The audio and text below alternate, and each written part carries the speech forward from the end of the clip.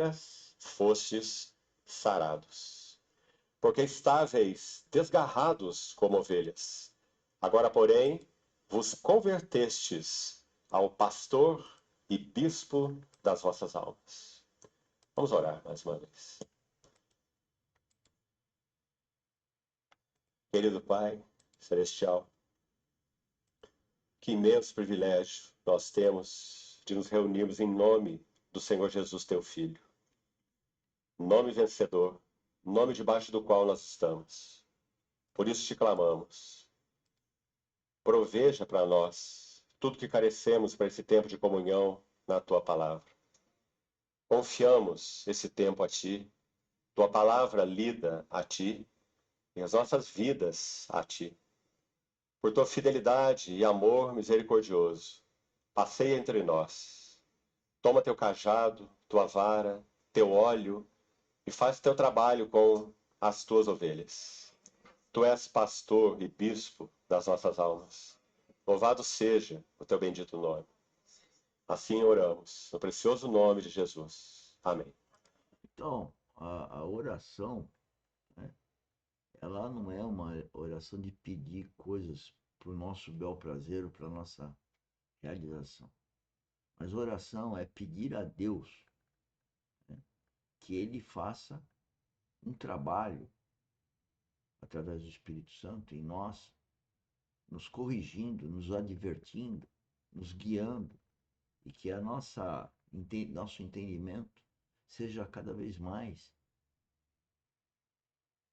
adequado, correto, alinhado, como se fosse um ouvir sem ruídos do que Ele quer que faça, e mais, que a gente venha cumprir isso adequadamente. Ou seja, a oração é um relacionamento onde nós pedimos para que Deus, Espírito Santo, nos oriente e que nos dê capacidade para compreender e ser obediente a Ele. Deixe-me ler para os irmãos um comentário interlinear bíblico a respeito desse termo poimen, pastor em grego, pastor, mencionado aqui em 1 Pedro 2. Escutem esta definição das suas funções, do que significa um pastor.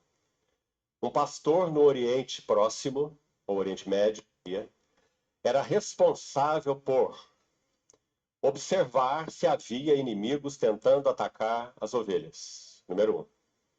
Vigia, observar. Número 2. Defender as ovelhas dos agressores. Número 3. Curar as ovelhas feridas e as doentes. 4. Buscar as ovelhas perdidas e presas em armadilhas. Muito interessante, Paulo fala em Efésios 4 um pouco sobre essas armadilhas, se os irmãos se lembram, né?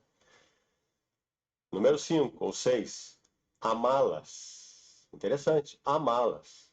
Um pastor amando suas ovelhinhas. E compartilhar, acho que estou no 8º item, né? Compartilhar das suas vidas diárias. E por último, e preste atenção nesse último, adquirir a confiança delas.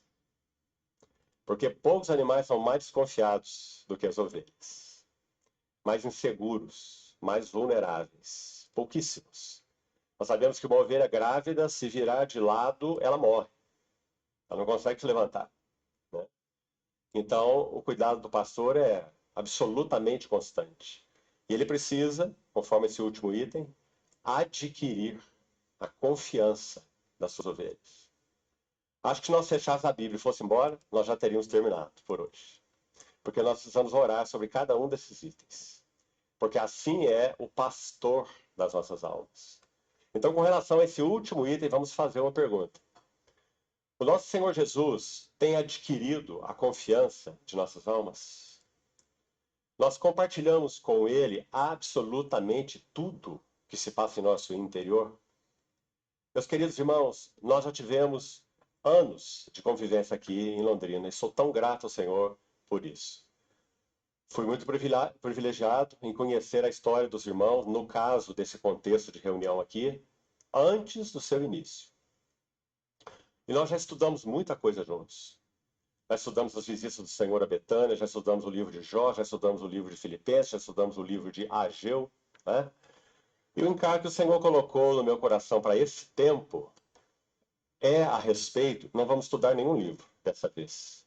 Nós vamos falar sobre alguns fundamentos da vida interior. E por que nós demos esse título, que foi anunciado previamente, a esses 3 tempos que teremos? Pelas suas pisaduras, fostes sarados. Porque vamos fazer uma pergunta relacionada também com esse versículo. Até que ponto as chagas do nosso Senhor Jesus foram e são, e quando eu digo chagas, é claro, eu refiro ao seu sacrifício vicário, redentor, até onde, até quando essas chagas são capazes de nos curar? Primeira pergunta. Segunda pergunta. Antes da segunda pergunta, primeiro que essa explicação de pastor, eu entendo que pastor lidera aquele grupo de ovelhas. Assim como Jesus Cristo, essa ideia do que ele falou, governa, é o cabeça, juntamente com o Espírito Santo, que é cristocêntrico, também governa, que é o governo de Deus sobre os seus filhos, aqueles que nasceram de novo. Não os ímpios ou religiosos, mas sim os que realmente tiveram um novo nascimento. Mas eu queria colocar um contexto que é num sistema organizacional, empresa, nossa empresa, eu sinto como um líder cristão que estou a serviço do reino de Deus. E eu devo tratar os meus contratados, nós chamamos parceiros, os empreendedores que empreendem e administram o negócio conosco, senão administram os meus negócios aqui no plano horizontal, mas são os nossos negócios do reino de Deus, que Deus me deu como parte para administrar, que aqui no plano horizontal, que seria minha propriedade, no reino de Deus, do reino de Deus, eu estou administrando. E tem um grupo de pessoas que trabalham conosco, umas só na administração e outras na administração e na linha de produção. Eu quero dizer, então, que essas pessoas entendem que eu devo ser como um pastor. Orientar, cuidar, advertir, consolar, saber do andamento dela no contexto empresarial. E eu tenho a impressão que isso vai ser um objeto no futuro, de que os empreendedores venham a ser convertidos em empreendedores cristãos verdadeiros e possam fazer isso com seus contratados e com seus clientes também, no sentido se os clientes aceitarem, assim como os contratados aceitarem. E assim como um pastor orienta as suas ovelhinhas, e assim como Cristo orienta os seus irmãos, e também quer que aqueles que ainda não são irmãos venham a sê-lo. É isso que eu queria fazer, esse contraponto. Um caminho consistente. Não queremos saber de especulações e nem de mirabolâncias, e nem de misticismo, muito menos. Há um caminho consistente indicado pelas Escrituras para que nós possamos ter uma cura completa dos nossos corações? Essa é outra pergunta que precisamos fazer. É claro que aqueles que conhecem, mesmo que um pouco da palavra, têm que responder essa última. Vocês ouviram uma cura completa dos nossos corações. Então, na verdade, o cristão, ele ao ter a graça, novo nascimento, ele é um nenê espiritual, com nenhum discernimento, assim como um nenê que está nascendo agora fisicamente, porque o nascer de novo espiritualmente é espiritualmente, e o nenê que eu me referi, natural, é aquele que saiu da barriga da mãe agora. Ele não tem discernimento também.